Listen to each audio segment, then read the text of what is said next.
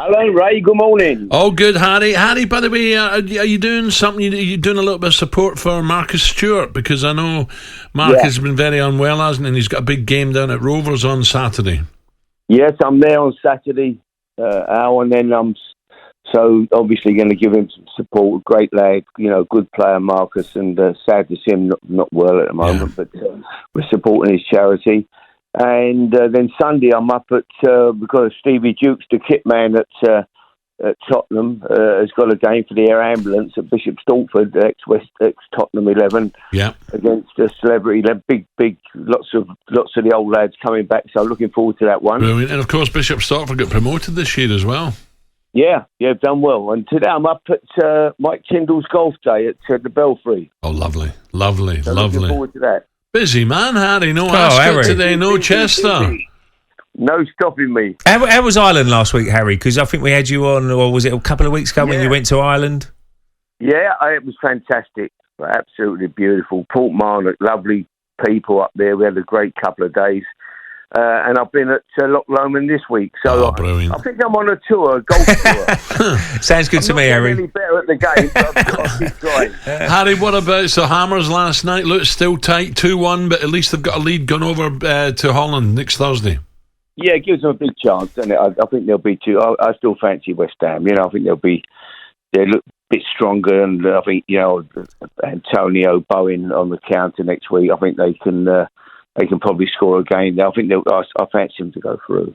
The only disappointment last night was that first half, Harry, wasn't it? I mean, you can't start like that in games, especially as big as these, because if they do that away from home, they get the crowd going for the Alkmaar, and you're under pressure a little bit more. So I think David Moyes will look back at it and say, we've got to start better, lads. The first 15 minutes, put the other side on the back foot and try and silence the crowd, especially away from home. Yeah, they came into they couldn't believe how easy it was for them, Alkmaar, in that first half. Really, as you say, that early start when they settled into the game, and it was they probably expected to be hit with a real rush at the start, but it didn't come, did it? So, but they've got a lead, and it's going to be tight. But I still fancy West Ham. I know there's a few fans who say, oh, well, it's not great football, we need a change and this, that, whatever.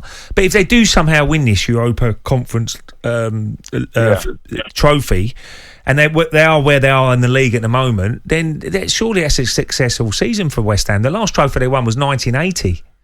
Yeah. Do you know, they keep forgetting we won the Intertoto Cup. Oh! The Inter2 Bob Cup, I think they called it. Yeah, I forgot about that one. So that was, in fact, that was just looking at the teams in it, wouldn't have been much between that competition and this one. So, but no, that was a long time ago. So no, they need a trophy, and it'd be nice if they can do it. But yeah, listen, people, what it's like. The West Ham still the academy and the football, but they're talking about many, many, many years ago when Ron Greenwood was, people like Budgie Byrne, Bobby, and Jeff Martin, Peters all playing. It was you had different players; they were different quality players, and they played different style of football. I mean, you've got to play to what you've got, and now they haven't got that. No disrespect, they haven't got that type of player in their team. They've got to play to their strengths, and that's what David does with them. So, Harry, just looking ahead to the Premiership now, Big Sam in the hot seat at Leeds to take on Newcastle. Can they get anything? I don't know. I mean, it's you've been there many times, lad. It's a tough. Over the years, it's always been a very tough place to go, isn't it, Leeds? The crowd will be up for it. They'll have a right go. I'll be honest. I think they'll get some. I can see them getting a draw out the game. Whether they can get 3 points, I'm not sure, but it's going to be tight. I mean, them results last week turned everything upside down, didn't it? That result of Everton really, that really gives them a great chance, and so not Forest winning. Now suddenly it looks like Leeds and Leicester look like the two teams most likely to go. So Harry, just with that Everton result, remarkable really. Yeah. Everton against City. What does Pep do here? Well, as you say, he's got this big game coming up now with Real Madrid. He can't afford to. That's going to be a tough game again. Everton. the crowd will be absolutely up for it again, and that's going to be a tough game. They'll be steaming into them for sure. But yeah, he can make 4 or 5 changes and still bring in people like Foden are not playing at the moment. You know, you start. So you still got a fancy. You can't see Man City getting beat, but it will be a tough game again for sure. Yeah, and just a quickie, Spurs go to Villa. Their home form's been brilliant lately, Villa. So it's a big game for Tottenham.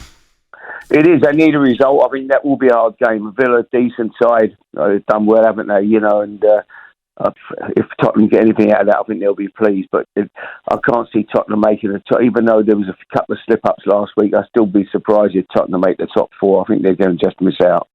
talkSPORT Breakfast with Alan Brazil. Thursday and Friday morning, 6 till 10. On AM, on DAB, via the talkSPORT app and on your smart speaker. talkSPORT.